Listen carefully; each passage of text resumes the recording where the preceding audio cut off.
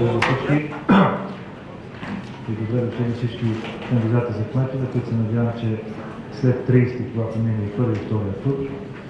ще може да се обърнем към тях като кметове на съответните общини. Знаете, че предизборният щаб на Политическа партия ГЕРБ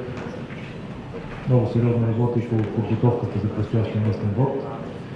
като в голямата си част организационната работа, която става незабелязана, ние в момента даваме резултат от нашата дейност, която е осъществена от Националния предизборен щаб на база общинските структури и областните структури на партията в страната. След проведените събрания за утвърждаване и представяне на изпълнителната комисия и на предизборния щаб в съответните номинации,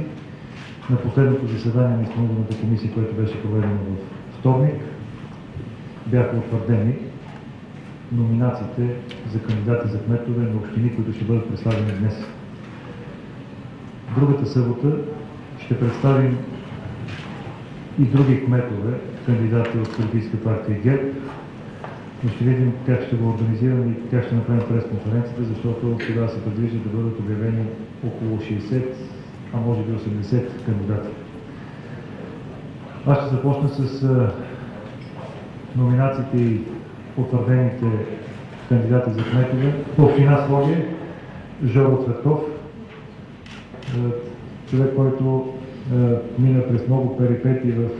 политическия партиен живот на община Своге. Знаете, монополизирането от бившия областен управител от страна на ДПС и бивш кмет на община Своге. Там нищо друго не би могло да вирее, освен Жоро Цветков, заедно с структурата на Политическа партия ГЕРБ. Опитите за монополизиране и на структурата на Политическа партия ГЕРБ, това беше човека, който през тези години сме водили много дебати, имал съм възможност лично да бъда на място, да се запознаваме с проблемите и действително прави чест, че в подобна община, където всичко и всички партии са монополизирани и се дирижират от един човек, Емил Иванов, аз смятам, че може би и хората ще разберат, че все пак могат да изберат и нещо по-различно от досегашния модел.